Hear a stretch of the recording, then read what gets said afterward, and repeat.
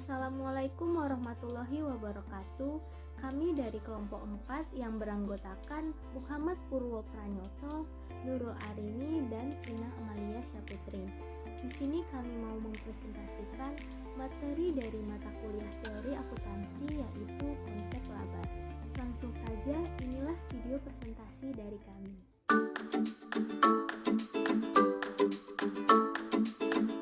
Definisi laba. Laba adalah pengambilan atas investasi kepada pemilik. Hal ini mengukur yang dapat diberikan oleh entitas kepada investor dan entitas masih memiliki kekayaan yang sama pada awalnya. Dan laba merupakan jumlah residual yang tertinggal setelah semua beban, termasuk penyesuaian pemeliharaan modal, dikurangin pada penghasilan. Kalau beban melebihi penghasilan, maka jumlah residual merupakan kerugian bersih. Karakteristik laba. Yang pertama, kenaikan kemakmuran yang dimiliki atau dikuasai suatu entitas. Yang kedua, perubahan terjadi dalam suatu periode sehingga harus diidentifikasi kondisi kemakmuran awal dan kemakmuran akhir. Yang ketiga, perubahan dapat dinikmati, didistribusi, atau ditarik oleh entitas yang menguasai kemakmuran asalkan kemakmuran awal dipertahankan. Keempat, kemakmuran dapat berupa aset bersih perusahaan, modal pemegang saham, kekayaan, investasi, sumber daya ekonomi, atau apapun yang dapat dinilai dengan uang. Fungsi perhitungan laba ada 8. Yang pertama, indikator efisiensi penggunaan modal atau biaya. Yang kedua, pengukuran prestasi atau kinerja manajemen. Yang ketiga, motivasi bagi manajemen dalam mengolah perusahaan. Yang keempat, dasar penentuan besarnya pengenaan pajak. Yang kelima, dasar perhitungan dividen. Yang keenam, dasar pembagian kompensasi dan bonus. Yang ketujuh, pedoman dalam penentukan kebijakan dan pengambilan keputusan. Dan yang terakhir, kedelapan, dasar peramalan kondisi perusahaan di masa yang akan datang.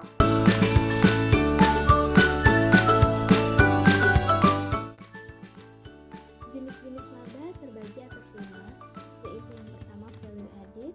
Penerimaan informasi labanya yaitu karyawan, pemilik, kreditur, dan pemerintah. Dengan perhitungan laba, harga jual produk dikurang kos yang dikeluarkan. Yang kedua, enterprise net income. Penerimaan informasi labanya yaitu pemegang saham, pemegang obligasi, dan pemerintah. Dengan perhitungan laba, revenue dikurang expense ditambah gains dikurang loss. Tidak termasuk biaya bunga, pajak penghasilan, dan pembagian dividen. Yang ketiga, ada net income to investors. Penerimaan informasi labanya yaitu pemegang saham dan pemegang obligasi. Dengan perhitungan laba seperti butir kedua namun termasuk pajak penghasilan.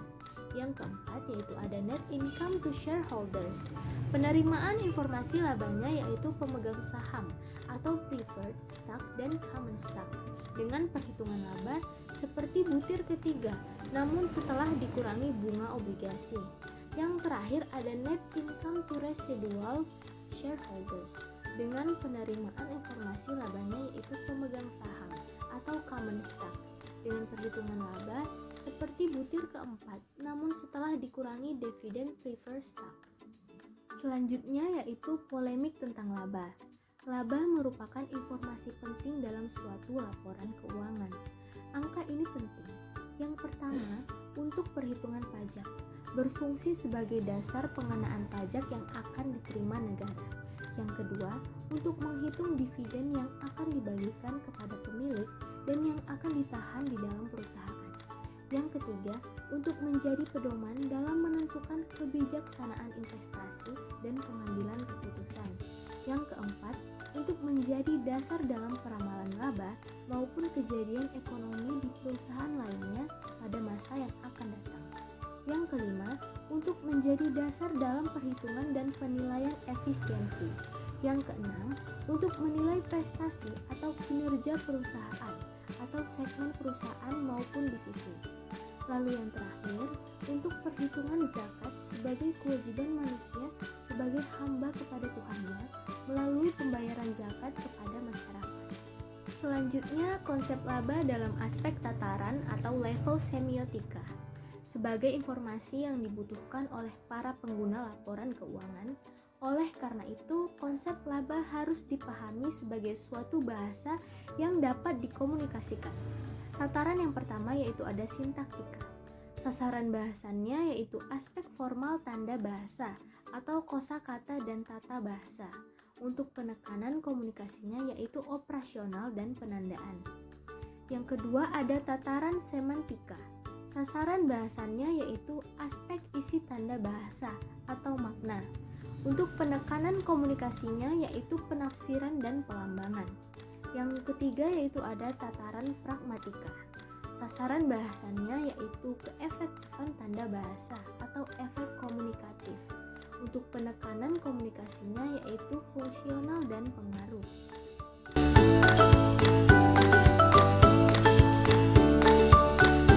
Konsep laba secara ekonomi dan akuntansi. Konsep laba ekonomi, konsep laba akuntansi, perbandingan antara laba akuntansi dan laba ekonomi. Konsep laba ekonomi, laba dari sisi ekonomi murni didefinisikan sebagai peningkatan kekayaan seorang investor dari hasil penanaman modalnya setelah dikurangi seluruh biaya yang berhubungan dengan penanaman modal tersebut. Definisi laba ekonomi. Piskar mendefinisikan laba ekonomi sebagai deretan peristiwa yang dihubungkan dengan berbagai tahapan berbeda, yakni penikmatan laba psikis, laba nyata, dan laba uang. Lindahl memiliki pandangan berbeda dengan mengaitkan konsep laba ekonomi dengan bunga, lalu dihubungkan dengan peningkatan modal barang selama waktu tertentu. Hayek mengembangkan kedua konsep di atas dengan mendefinisikan laba ekonomi sebagai jumlah maksimum yang dikonsumsi selama satu periode dan pada akhir periode masih memiliki kekayaan yang sama seperti pada awal periode. Sifat laba ekonomi: A. Physical income, B. Real income, C. Money income. Konsep laba ekonomi dalam ukuran uang, money maintenance, general purchasing power, money maintenance. Dalam ukuran tenaga beli umum, productivity dan capacity maintenance, general. Konsep laba akuntansi. Laba dari sisi akuntansi didefinisikan sebagai selisih antara harga penjual dan biaya produksi. Definisi laba akuntansi. Laba akuntansi merupakan perbedaan antara realisasi penghasilan yang berasal dari transaksi perusahaan pada periode tertentu dikurangi dengan biaya yang dikeluarkan untuk mendapatkan penghasilan tersebut. Menurut Belkau, laba akuntansi secara operasional didefinisikan sebagai perbedaan antara pendapatan realisasi timbul dari transaksi periode tersebut dan biaya historis yang sepadan dengannya. Sifat laba akuntansi. Laba akuntansi didasarkan pada transaksi yang benar-benar terjadi, yaitu timbul pendapatan dan biaya untuk mendapatkan pendapatan tersebut. B. Laba akuntansi didasarkan pada postulat atau periodik laba, artinya merupakan prestasi perusahaan dalam bidang keuangan pada periode tertentu. C. Laba akuntansi didasarkan pada prinsip revenue yang memerlukan pengukuran dan pengakuan. D. Laba akuntansi memerlukan perhitungan terhadap biaya dalam bentuk biaya historis yang dikeluarkan perusahaan. E. Laba akuntansi didasarkan pada prinsip matching, artinya hasil pendapatan dikurangi biaya yang dikeluarkan dalam periode yang sama. Konsep laba akuntansi. Pada laba akuntansi dikenal konsep reclaimment cost income dengan dua komponen laba, yaitu A. Current operating profit, yaitu perhitungan dari pengukuran biaya pengganti atau replacement cost dari penghasilan. B. Realizing holding gain and loss, perhitungan perbedaan antara replacement cost barang yang dijual dengan biaya historis barang yang sama. Perbandingan antara laba akuntansi dan laba ekonomi. Aspek pembeda. 1. Sudut pandang pemaknaan. Laba akuntansi, perekayasaan akuntansi, penyusunan standar dan penyusunan sistem keuangan. Laba ekonomi, pemegang saham. 2. Dasar pengukuran. Laba akuntansi, biaya historis. Laba ekonomi, biaya kesempatan dan nilai pasar. 3. Pengertian ekonomik. Laba akuntansi, kelayakan jangka panjang. Laba ekonomi, penilaian jangka pendek. 4. Pemaknaan depresiasi. Laba akuntansi, alokasi biaya. Laba ekonomi, penurunan nilai ekonomis. 5. Unit pengukuran. Laba akuntansi, nominal rupiah. Laba ekonomi, daya beli.